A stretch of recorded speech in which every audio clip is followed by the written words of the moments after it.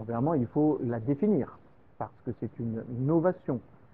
C'est une initiative qui est large, multidisciplinaire, multidimensionnelle.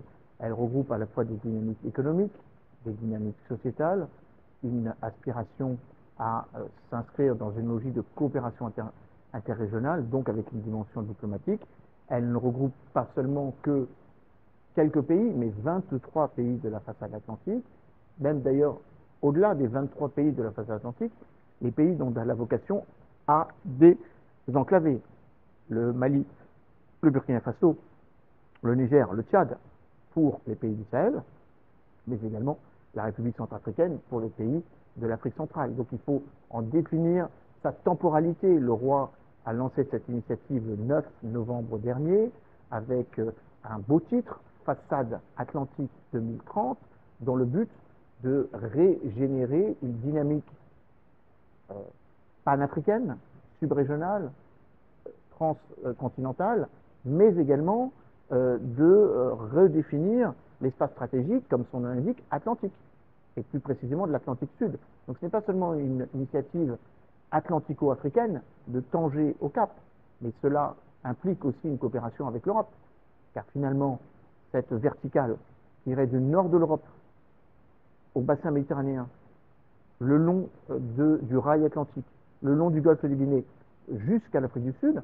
implique que cette initiative s'inscrive dans l'émergence d'un agenda sud-sud, un sud global qui a besoin de se projeter de manière concrète. La façade atlantique a pour vocation d'être pleinement efficiente à partir de 2030, avec là aussi quelques thématiques pertinentes de suivi. Le développement de l'économie bleue, notamment les richesses halieutiques, le développement des richesses halieutiques. Le Maroc a 3500 km de côte, 1,2 million de kilomètres carrés de zone économique exclusive, 400 000 km² de bassins sédimentaires potentiellement exploitables de manière en termes riches en hydrocarbures, en gazières ou pétrolières. 2% du PIB du Maroc provient de la pêche, 12% du tourisme, et ce n'est que pour le Maroc. Après, il faut dupliquer ça avec les 22 autres pays que cela va impliquer. Autre élément, le dimensionnement atlantique est intéressant parce qu'il met en exergue le fait que ce que les pays de l'Atlantique Nord ont réussi à faire depuis 75 ans, entre le Canada, les États-Unis et les pays membres de l'OTAN, c'est-à-dire assurer une sécurité collective, définir des valeurs communes et une capacité de résilience, les pays de l'Atlantique Sud doivent aussi le penser ainsi. Brésil, Argentine, pays de langue lusophone, pays de langue hispanophone, et donc les pays de la façade atlantique africaine.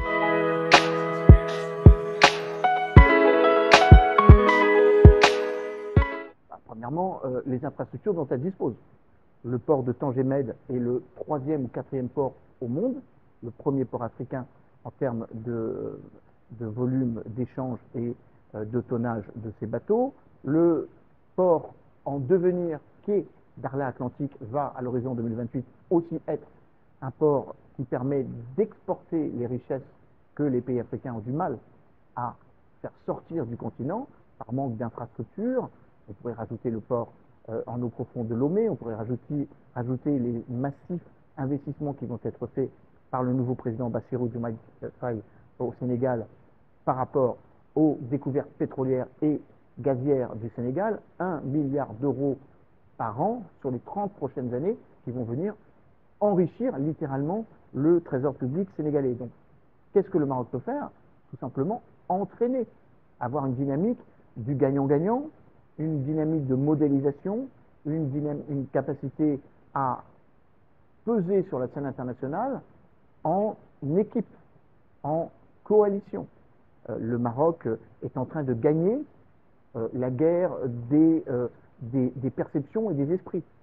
Le Maroc a désormais une centaine de pays qui reconnaissent la marocanité du Sahara, de plus en plus de pays africains, de plus en plus de pays latino-américains, de plus en plus de pays qui, comme elle, s'inscrivent dans l'émergence avec une volonté de désenclavement, j'allais dire géopolitique, ni Est ni Ouest, ni une totale inféodation à Washington et en même temps un regard plus équilibré entre Washington, Pékin et Moscou. Appelons ça un nouvel non-alignement ou un multi-non-alignement, comme le dirait le Premier ministre indien Narendra Modi. Tout cela, le Maroc le porte. Le porte sur le continent africain depuis qu'elle a fait pleinement son retour au sein de l'Union africaine depuis le 1er janvier 2017, depuis qu'elle a légitimement demandé à adhérer à l'espace ouest africain en demandant à rejoindre les 15 pays de la CEDEAO, depuis qu'elle aspire à repenser la modélisation de l'organisation subrégionale africaine. En 1991, on a créé 8 communautés économiques régionales, dont certaines n'ont jamais fonctionné. L'Union du Maghreb arabe force un certain nombre de pays qui appartiennent à cette zone à penser leur développement vers le sud. C'est le cas évidemment du Maroc. Donc qu'est-ce que le Maroc peut apporter d'une phrase, et je conclus, c'est tout simplement le fait de s'inscrire dans une démarche qui est à la fois panafricaine, panarabe, et je dirais pan-méditerranéenne ou transméditerranéenne ou euro-méditerranéenne, autant que euro-atlantique ou transatlantique.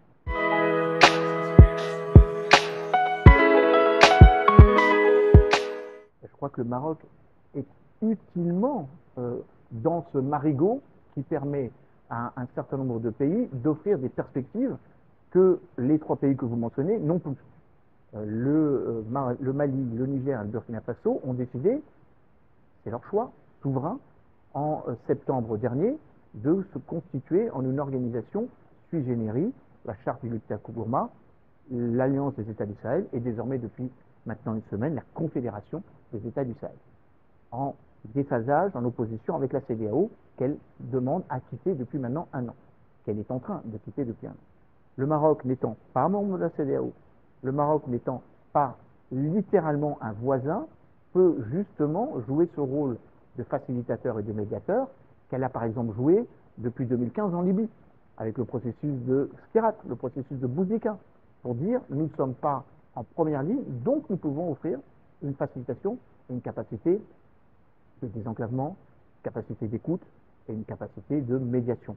En novembre dernier, Nasser Bourita, invitant ses 3 homologues du Mali, du Niger, du Burkina Faso, plus le Tchad, a lancé l'idée selon laquelle, au-delà du désenclavement économique, il y a un désenclavement géopolitique, une forme de substitution. Si ces 3 pays se plaignent de ne pas avoir suffisamment de coopération en matière de sécurité ou de sécurisation face à la menace résiliente des groupes armés terroristes, le Maroc pourrait être un acteur déterminant pour la formation des forces armées de ces pays qui ont besoin d'équipement, d'entraînement et surtout de coopération. Le Maroc a proposé de le faire car l'Algérie ne le fait pas. Ou l'Algérie l'a mal fait, ou l'Algérie a joué plutôt sur les cordes de la désunion plutôt que des cordes de l'union. Donc de ce point de vue, le Maroc est parfaitement dans son rôle de dire qu'il est un acteur important autant que l'Algérie, autant que la Tunisie, autant que la Libye, dans la stabilisation du Sahel.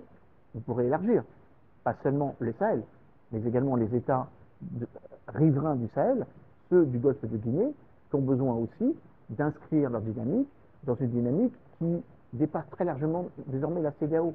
La CEDEAO est une organisation désuète, dépassée. Elle n'a pas réussi à mettre fin à l'embriglio politico-judiciaire, politico-militaro-judiciaire avec l'arrestation du président Bazoum, toujours embastillé depuis 1 an au Niger. Elle a menacé par moult sanctions de sanctionner les uns et les autres sans réelle efficacité.